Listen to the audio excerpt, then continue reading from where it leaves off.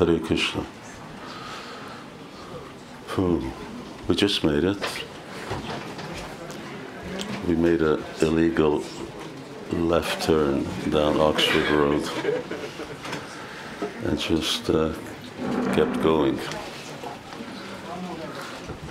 It's really wonderful to be here, able to see Radharand and Ishwara. I wish I could see them properly, and see all the devotees. Yes, this temple room's been here for 43 years. So it holds up. This building magically holds up. Anyway, we have limited time. About my leaving Damodarasaka, I guess that's what you do at 7 o'clock. Before RT or during RT? During RT. Okay. We had or the title of this talk was a nice title. It was, what was the title? Following the Gaudiya Acaryas and our allegiance to their lives. Yeah, following the Gaudiya Acaryas and our allegiance to their lives.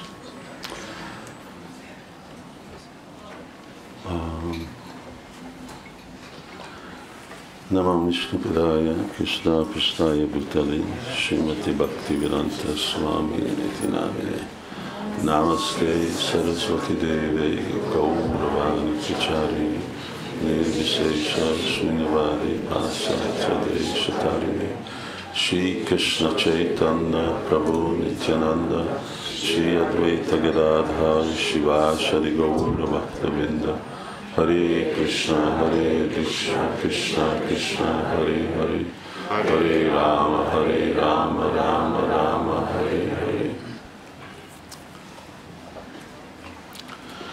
What does Gaudiya mean?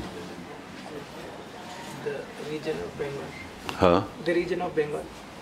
Well, not in the context of what we're talking about, but more accurately, what does it mean?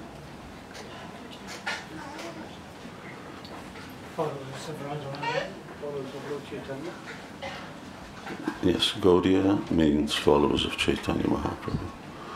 So, should I ask somebody what Acharya means? What does Acharya mean? One who has disciples and who preaches by example. We didn't hear what she said, but it was someone who has disciples.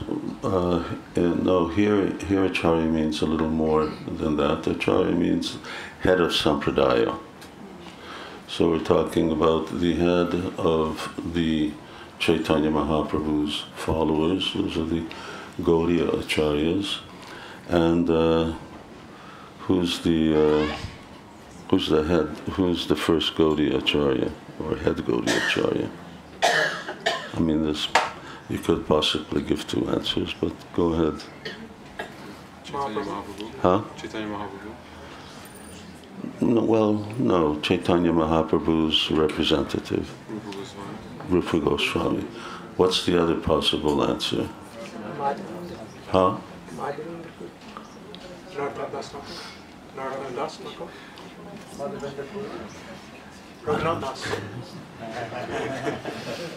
No, Swarup Damodar Goswami. If you look in the Bhagavad Gita, then that's what Srila Prabhupada had written at the end of the introduction. Swarup Damodar Goswami, although we don't, he doesn't play such a well-known role, but he plays a very significant role in our disciplic succession, in that it was Swarup Damodar Goswami who actually systematized Chaitanya Mahaprabhu's mission and message. And he wrote that down in his notebook. Notebook is called what in Bengali? Karacha. So he wrote that down in the Karacha, and unfortunately for us, that Karacha is lost. So in that time they didn't have printing presses, what to speak of computers. So if you wanted to copy something, you had to copy it by hand. So when you purchased the book, you had to be really serious. You copied down someone else's copy, and then you could pay for what you copied. Yes, he wrote that down, but we know from, we know his, the essence of his Karacha. Why? Ladies? Huh? Go ahead.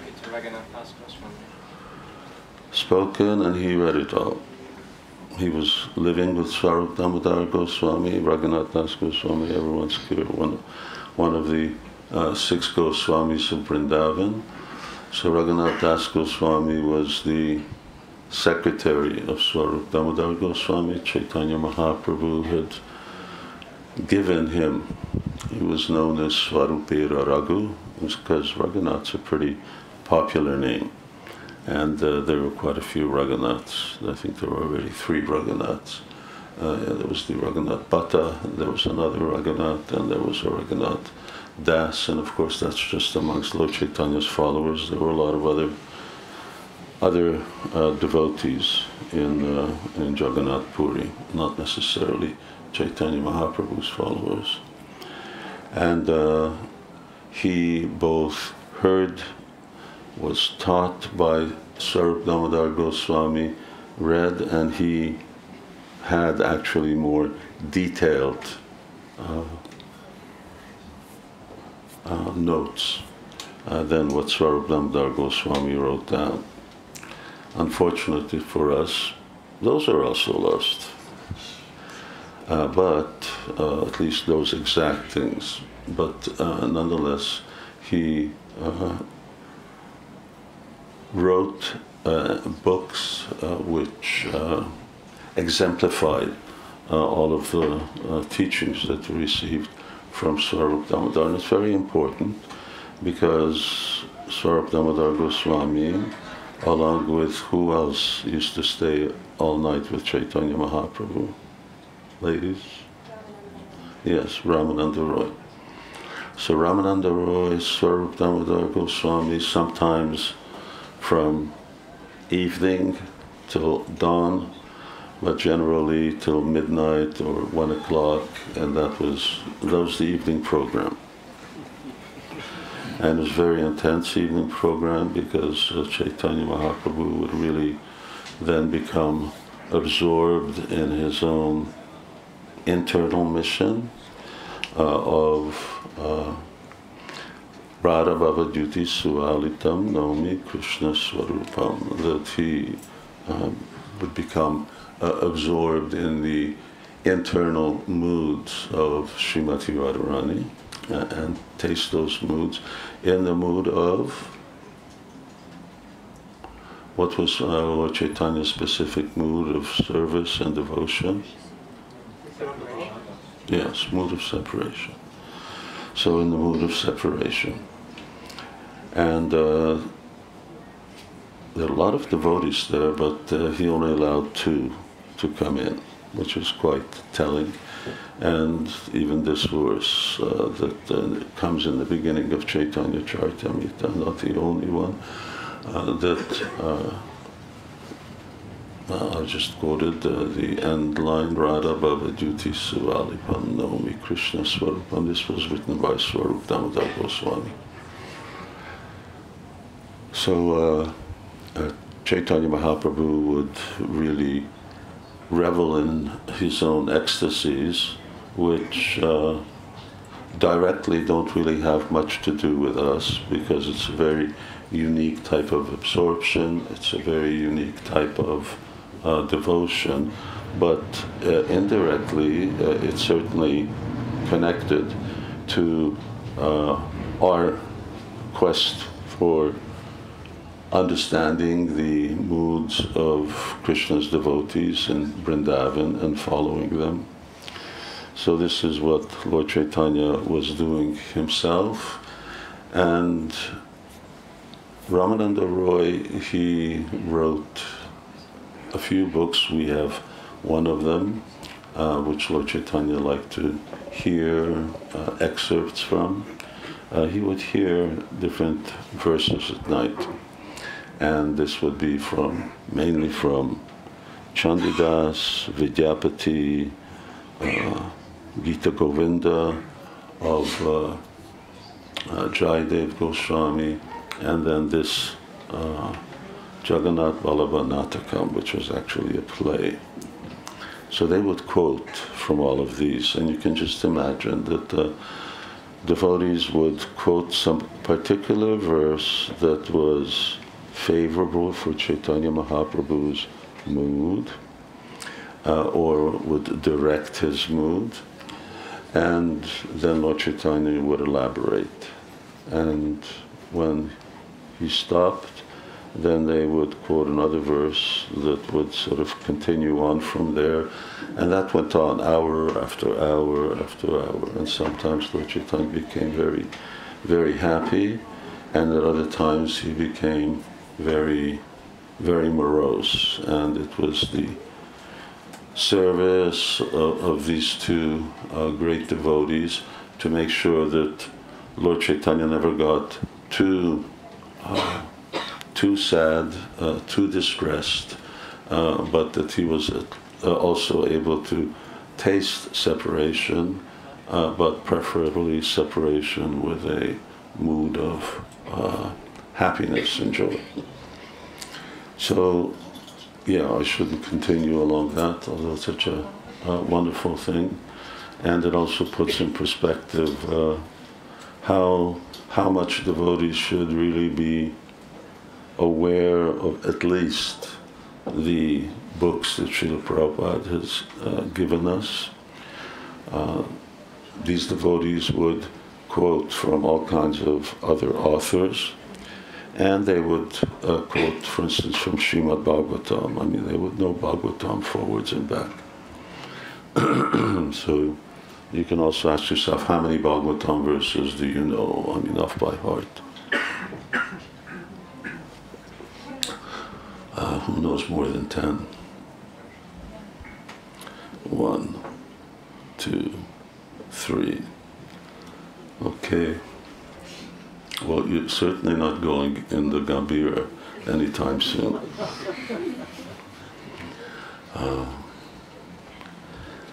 We used to, when we were young devotees, that was sort of part of our morning program, is to memorize a verse, and often we were memorizing a verse a day. And then the temple president would really be on top of us. Where is the temple president? Is he here? He's in India, Maharaj. He's in India, okay.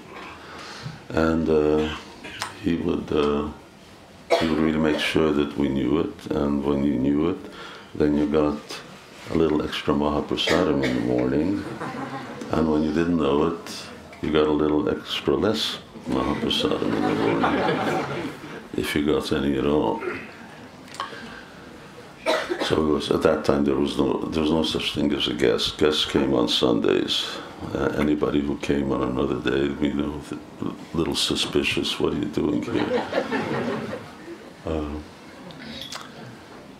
So Swarup Damodar, and of course there are many great personalities, but for us, our identity is connected to who was mentioned, the other actual Acharya, which was Rupa Goswami. So therefore, what are we called? Rupa Nugas, yes. We are called Rupa Nuga Vaishnavas. We follow in the line of Rupa Goswami.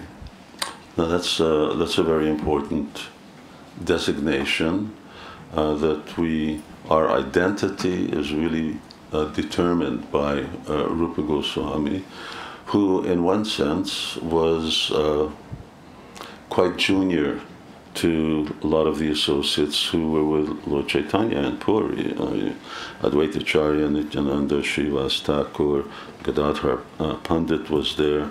You've got all of these other personalities, Swarup Damodar, Ramananda Roy, and so many other exalted souls. Rupa Goswami was a visitor to Puri. He lived there for 8 months, something like that, and then that was it. Excuse me. And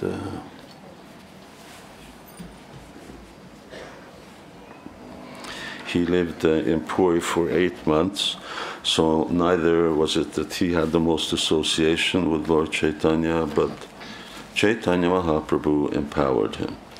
Sri Chaitanya Manobhishtam Stapitam Jena Bhutale. So,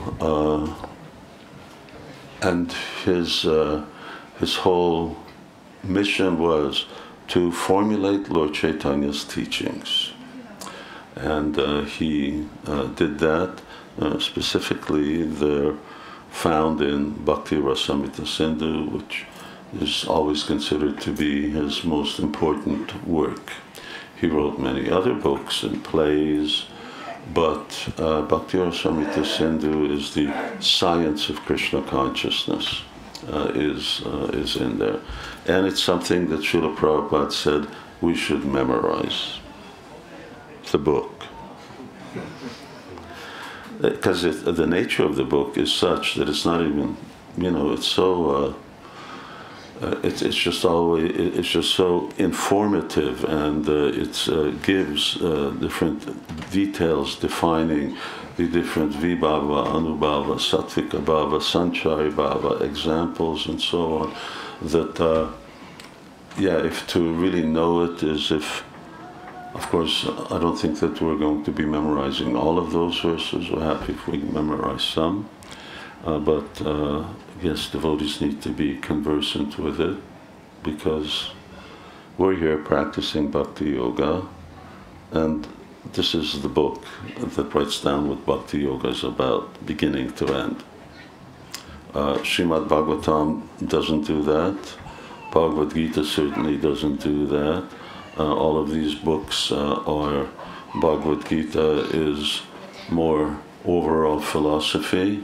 Srimad Bhagavatam is connected with so many leelas and so on, and some of its teachings are indirect, and they're also not necessarily in sequence. So you have to be very smart in order to put everything together from the Bhagavatam. But Nectar of Devotion, it starts at the beginning, it keeps going at the end. Beautiful, it's a beautiful book. And then there's actually a sequel to that, which continues on, which is called Ujjvala Nilamani. So we are Rupa Nuga Vaishnavas, and we follow Rupa Goswami in terms of the example that he set, how he practiced Krishna consciousness, how he taught Krishna consciousness, and specifically what he wrote. That's something that we have right now. We take it in our hands, and we can really assimilate that. And then there are, of course, Rupa Goswami. He was one of the what? Yes, he was one of the 6 Goswamis of Vrindavan. So, and these 6 Goswamis, so Bande Rupa Sanatano Ragaya Goshi Jiva Gopalako. So you got Rupa Goswami, his guru and elder brother, Sanatan Goswami, who was also stayed a limited amount of time in Puri, and Lord Chaitanya sent him away, sent him to Vrindavan. So these 2 brothers, and then you have Raghunath Das and Raghunath Bhatta. Now Raghunath Das was the only one who actually really stayed an extended period of time with Chaitanya Mahaprabhu, and he was privy to a lot of things directly or indirectly through Swarup Damodar Goswami. And then Raghunath Bhatta, who was the son of Tapan Mishra, and Raghunath Bhatta was Lord Chaitanya also sent him to Vrindavan. He also just stayed for a short, relatively short time in Puri. He was like the Bhagavatacharya. He used to recite Bhagavatam in many different tunes, and he had this wonderful quality, was that he would never hear any criticism of Vaishnavas. And then Kaviraj Goswami points out that not just when the criticism was invalid, but when the criticism was valid, he didn't want to know. So he would never hear anything bad about a devotee. And Lord Chaitanya just gave him that service to recite Srimad Bhagavatam. He used to sit outside Govindaji's temple, and he would just recite Bhagavatam and give lectures on it. And then there's Jiva Goswami and Gopal Bhatta Goswami. Gopal Bhatta never even came to Jagannath Puri. Lord Chaitanya stayed at his father's house, Venkata Bhatta, when he went on his tour of South India. So when he went to Sri Rangam, then for the months of the rainy season, he stayed at the home. And Gopal Bhatta was a little boy, but he used to come and massage Lord Chaitanya's legs all the time, either after lunch or at night time. And they had very, very intimate exchanges. So he was already, Gopal Bhatta would come and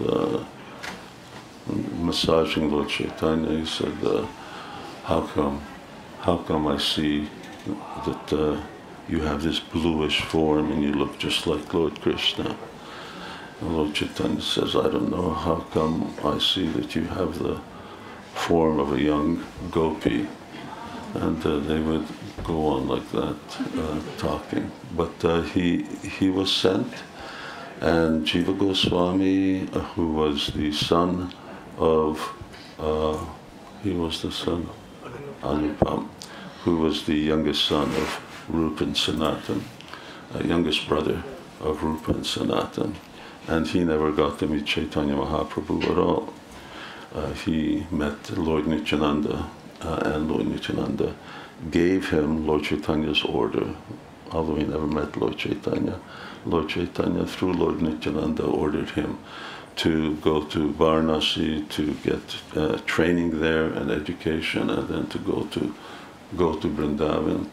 So these 6 Goswamis, H.I. Gosai. So one who doesn't accept these 6 Goswamis, one who doesn't follow their teachings, doesn't have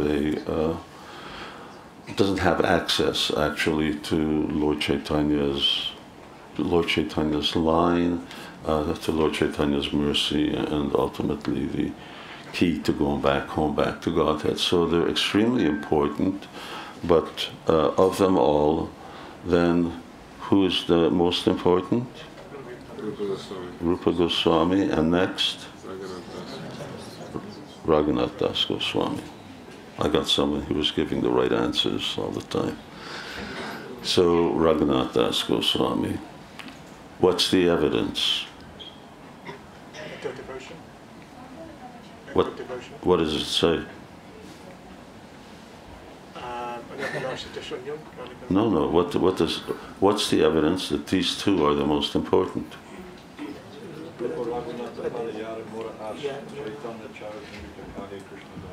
And what is that?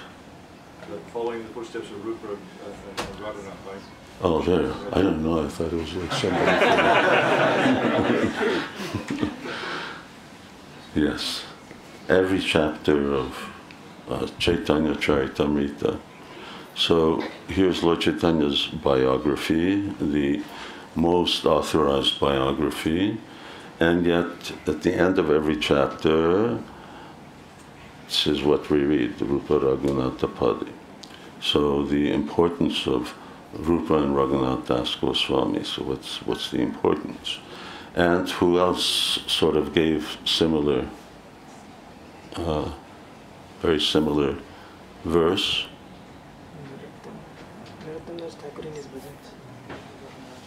Narottam Das Thakur in his bhajan Said?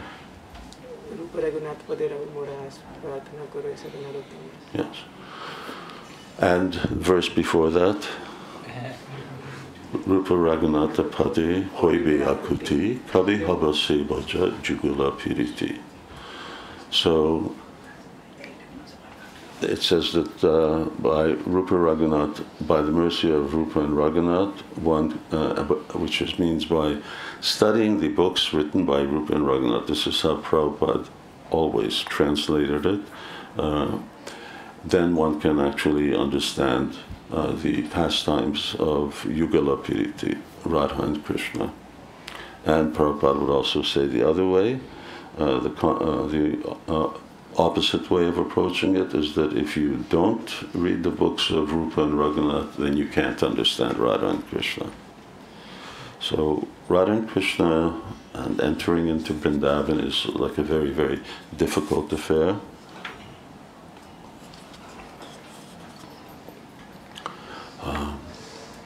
By Chaitanya Mahaprabhu's grace, it's possible. But how do we get Lord Chaitanya's grace? How does it come? Preaching. Serving his mission, Harinam Sankirtan.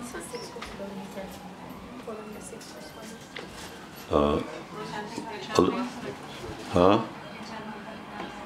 I even got my hearing aid, but I still can't hear. I can't see, I can't hear.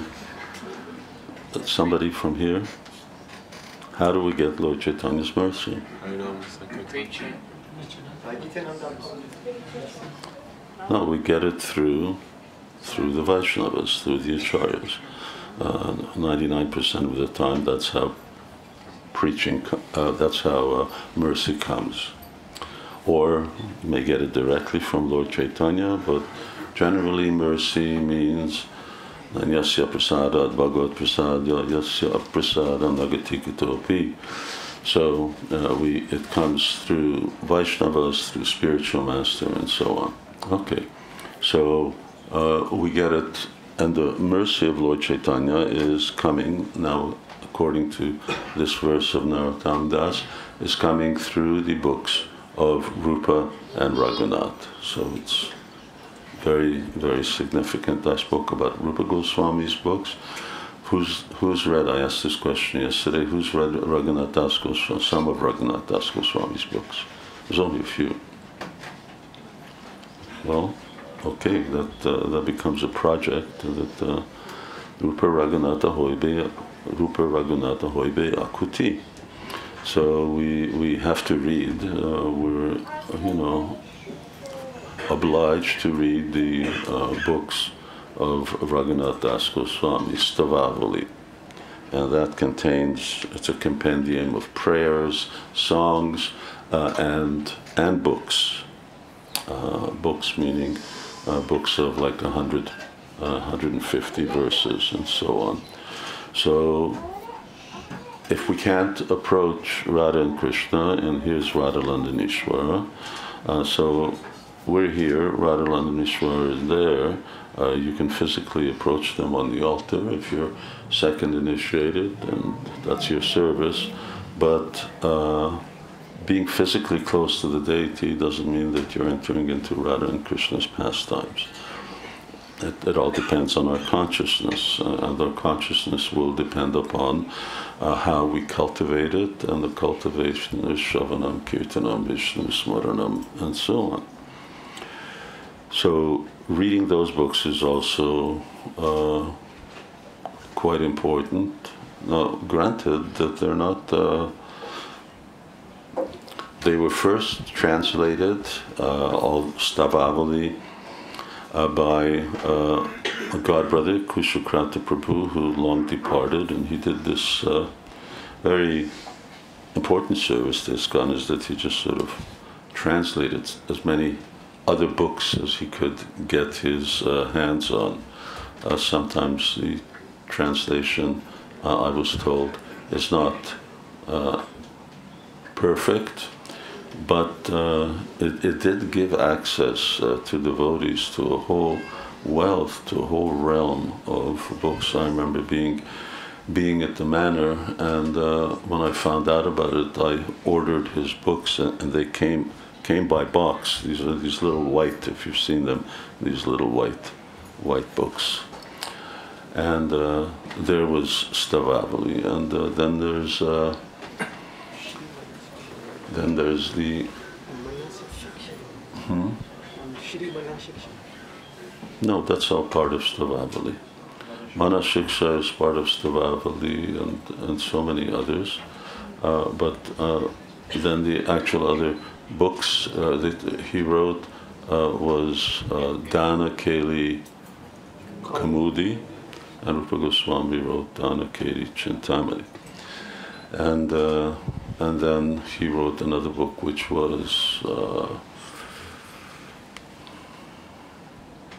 the Pearl Story, Mukta Charit, and that's it. So not very much, not as much as Rupa Goswami, but nonetheless. And generally, these are they're either lesson books like Manashiksha that we heard, which is instructions to the mind, and these are practical steps in bhakti yoga. So yogas all have yama, niyama, things you do, things you don't do. This is actually what you do in the realm of pure devotional service and what you don't do in the realm of pure devotional service, specifically controlling the mind. So Krishna says, Yoga Indriya Samyamya. Yoga means controlling the mind and the senses. You don't control the mind and senses, then you can't be any kind of yogi. But we go about it in a different way than breathing exercises and so on. Raghunath Das Goswami, Rupa Goswami don't advise that. I advise other things, chanting Hare Krishna, worshipping the deity. Ideally, they should be done with a controlled mind, but they also help us control our mind as well. And so many other devotional activities. So Rupa Raghunatha Pade Hoibe Akuti. This is there, and thereafter comes a whole wealth of followers. There are many important acaryas. I don't know if anybody's got a Bhagavad Gita in front of them, or you can look at what is the next one in just at the end of the introduction. And then Bhagavad Gita as it is. And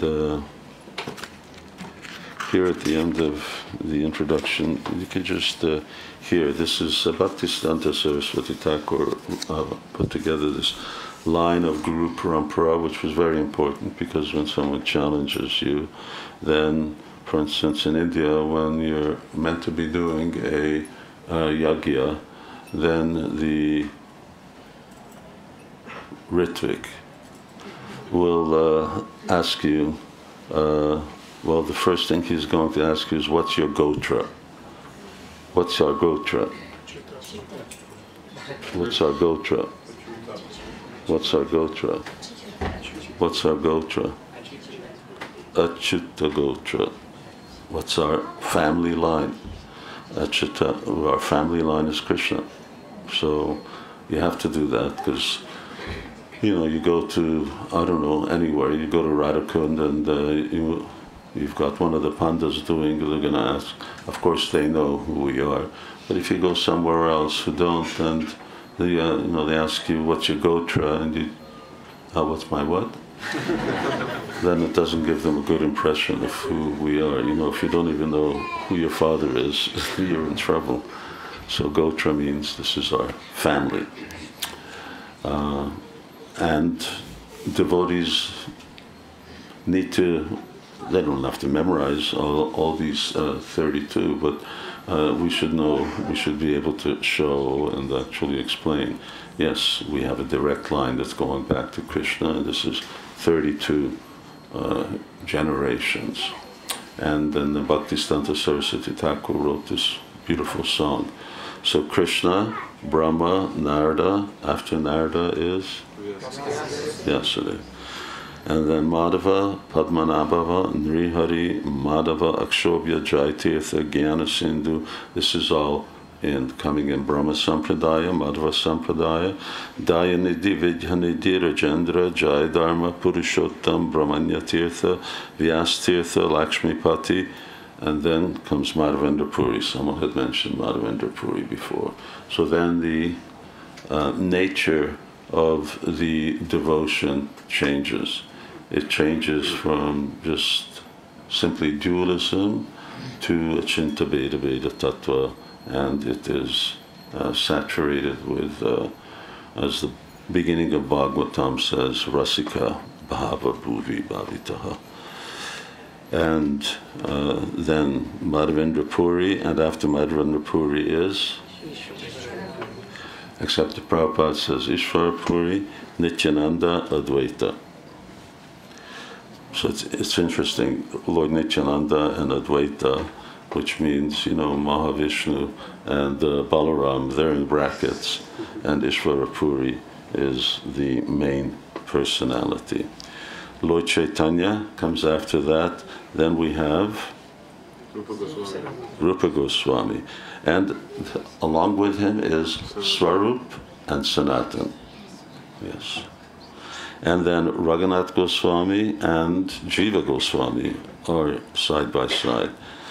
Then we have, who's next after that? Someone said it.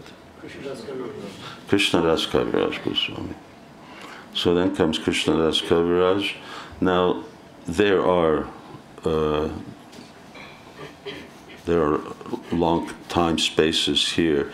These are just like the most prominent Iha Bhagavata. These are the Maha Bhagavata Bhara.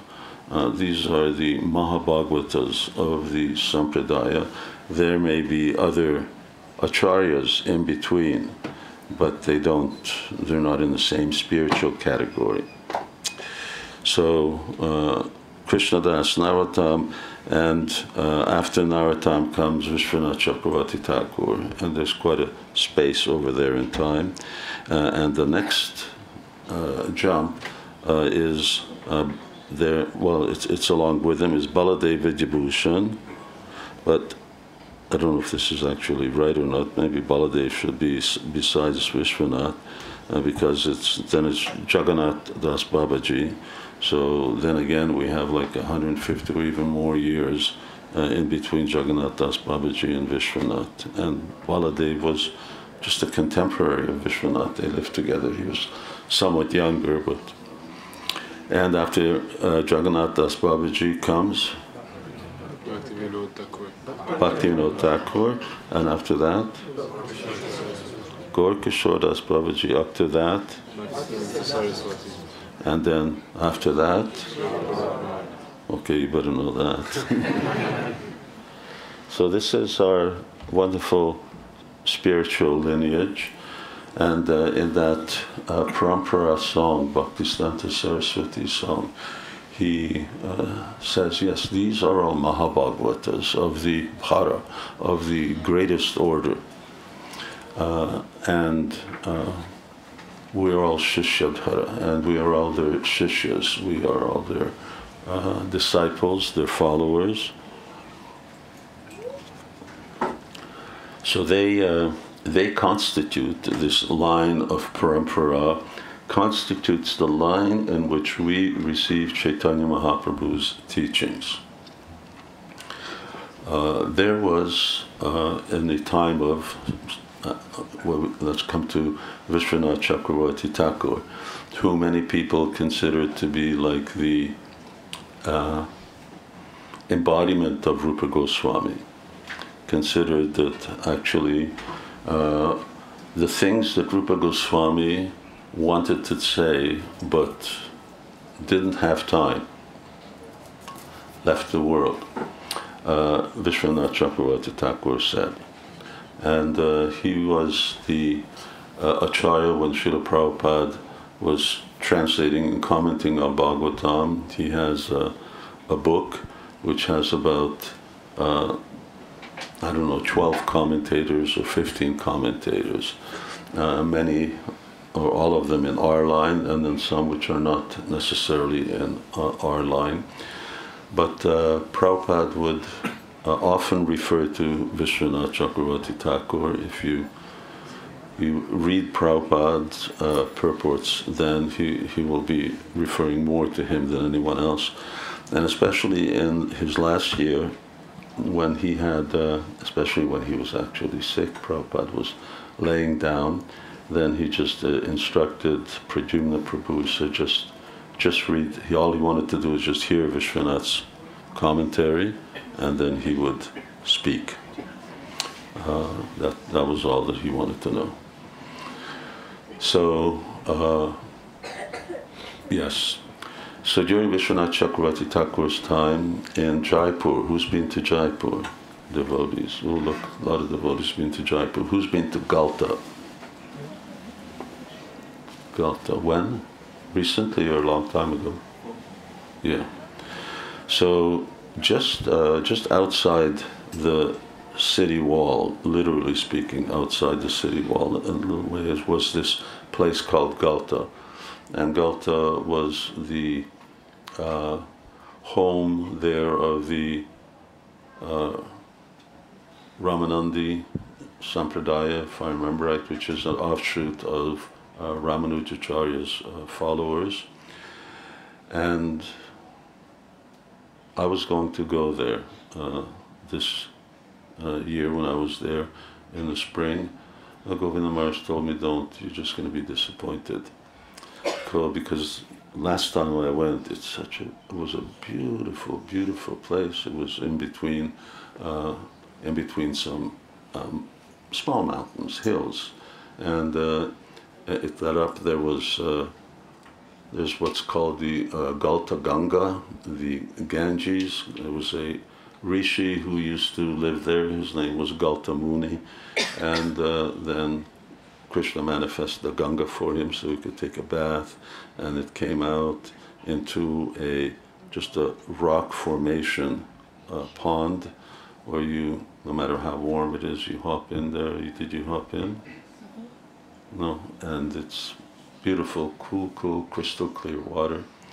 So Govinda Maharaj said that's the Galta Ganga is dried up, and there were these beautiful, beautiful buildings everywhere, ashrams, and that they've been abandoned and they're all sort of falling apart.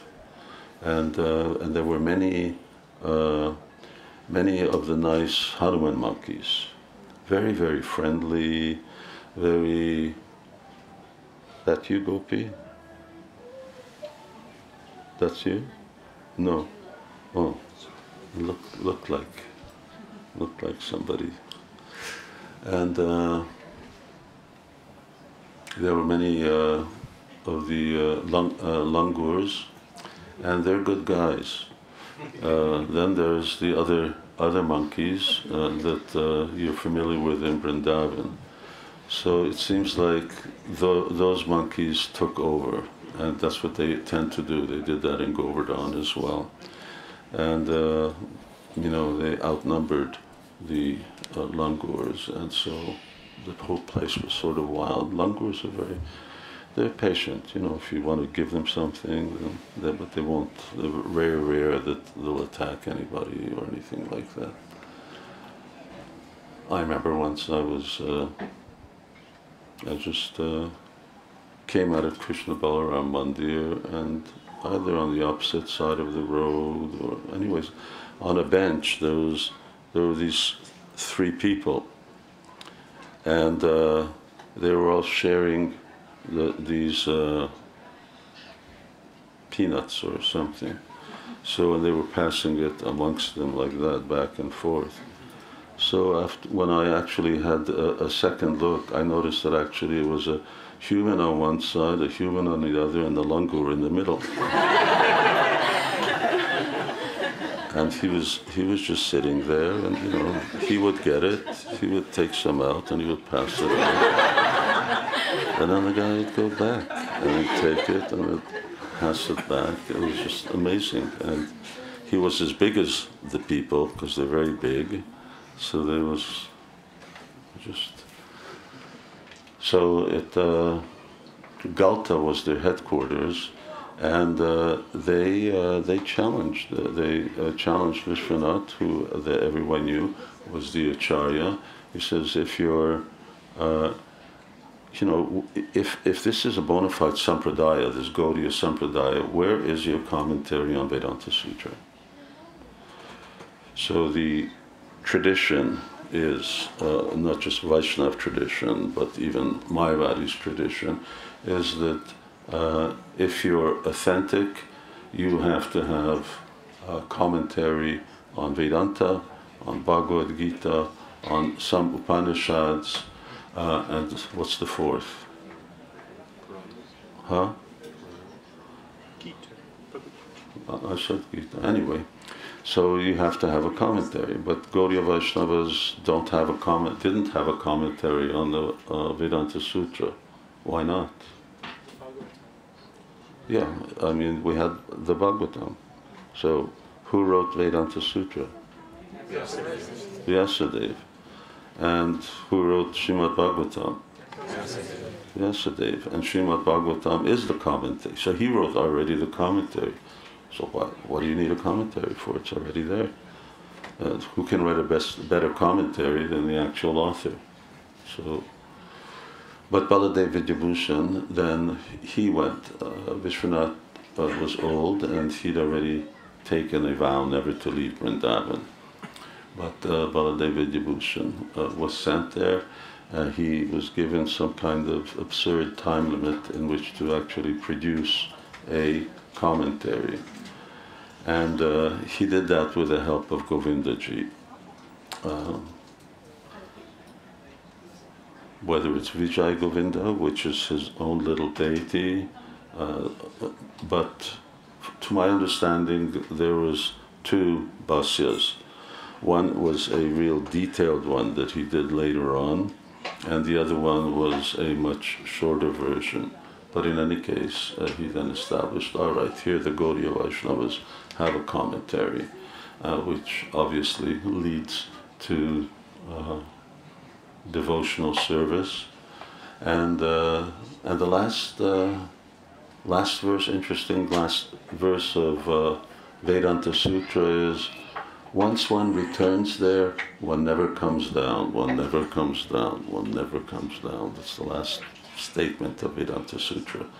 We're not going to get into any controversial area, but so that was Baladev.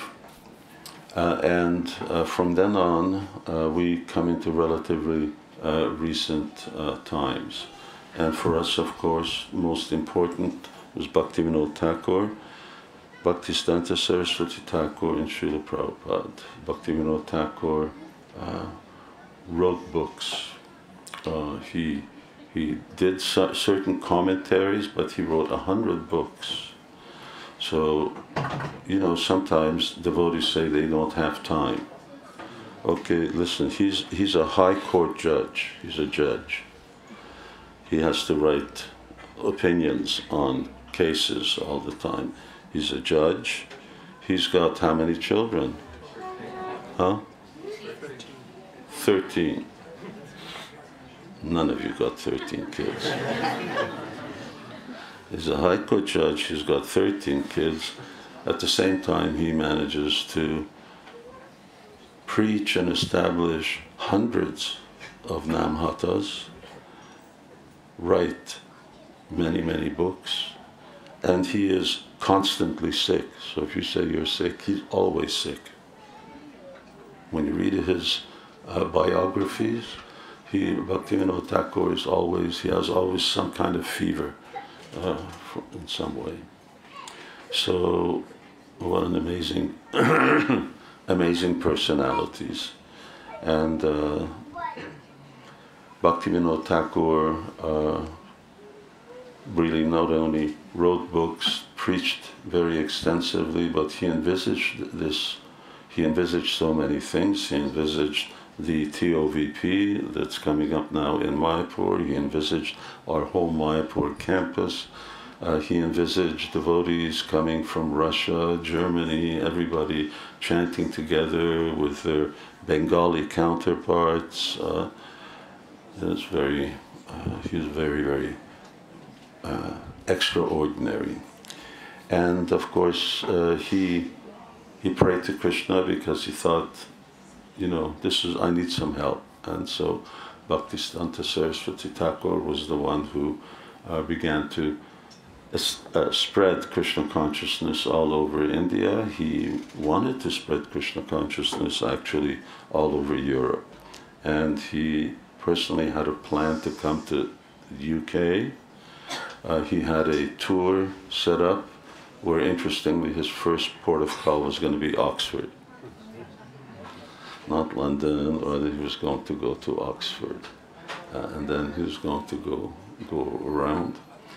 He never came, but he did send disciples who at least established some little temple. But then, of course, Srila Prabhupada was the person who really fulfilled that mission. We established our temple here. Well, Srila Prabhupada saw this place when he came in 1977. And before that we were in Bury Place, and then Bhaktivedanta Manor. And Prabhupada wanted centers all over the UK at that time. Srila Prabhupada had even gone to Edinburgh, where we had a temple. And so that brings us in terms of our Acaryas. And of course Srila Prabhupada is very unique because he really did fulfill Sri Chaitanya Manobhishtam Stapitam Jena Bhutale. He really did fulfill Rupa Goswami's vision of taking Chaitanya Mahaprabhu's mission all over the world, preaching, distributing books, writing books, establishing temples, restaurants, farms, all the wonderful things that Srila Prabhupada did. So I only touched on one half of this title. The other half was allegiance to them. In other words, how do we actually follow them and our allegiance to them? I could really say you always, when you look into a telescope, if any of you seen telescope, then you look into the first lens. There are so many lenses in there, and ultimately they bring the object you're looking at, whether it's the moon or somewhere else, it brings it close. But everything depends on the first lens. In other words, you see through the first lens. So similarly, everyone sees through their immediate acharyas. So if you want to know what Jiva Goswami wrote in his Sandarbhas, if you want to know anything from about the other Acharyas' teachings, it is through Srila Prabhupada's teachings. Now, if Srila Prabhupada didn't speak about some of those things, then that's another issue. But the first thing is, therefore, what's the first thing in terms of following Srila Prabhupada's teachings? Reading his books. My secretary over here is reading Srila Prabhupada's books, and knowing it. You have to, unless you know what Srila Prabhupada said. So, one of Prabhupada's disciples' sort of characteristics, they always refer, Prabhupada said this, Prabhupada said that. So to know what Prabhupada said, and more difficult than that is to know what Prabhupada wanted.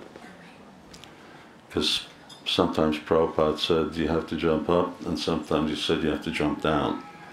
And sometimes he said jump to the right and jump to the left. Now you know what Prabhupada said about jumping, now you've got to figure out what he wanted you to do. Are you supposed to be jumping in all four directions, or up or down? Or I'm just giving that as an example. So it's and it's really fundamental to our being able to. We will follow our parampara when we follow Srila Prabhupada, and Prabhupada had sort of made things as simple as possible. Sort of beyond that, this is like the common denominator. It's like number one. There's no whole number less than number one. So that's as low as you go. So similarly, in terms of Srila Prabhupada's teachings, the teachings of Chaitanya Mahaprabhu, Rupa Goswami, the Acaryas, they are contained in these 4 books. Prabhupada's lectures, Prabhupada's Prabhupada's discussions, conversations, these are also very, very important. So devotees should be religiously listening to the recordings of Srila Prabhupada. There are many, thousands. You listen to your own guru, but you have to listen to Prabhupada first. First comes Prabhupada, and everyone comes after him. So listen to Srila Prabhupada, you have to know Srila Prabhupada, then we can follow Srila Prabhupada, and of course we do that through our disciplic succession. But please remember, you have to, our Acharya, just like here, centuries have gone by between one and the other. So who is the next self-effulgent Acharya? We'll find out, perhaps in some future lifetime. But here is Srila Prabhupada now, and you have to know and be very faithful to those teachings. And now we have Damodar Ashtakam. I don't want to go any further than we've gone now. Thank you very much. Lovely to be here again. Srila Prabhupada ki jai. Shri Shri Radha Nandaneshwara ki jai. Jai Nitai Gaur Premanandi.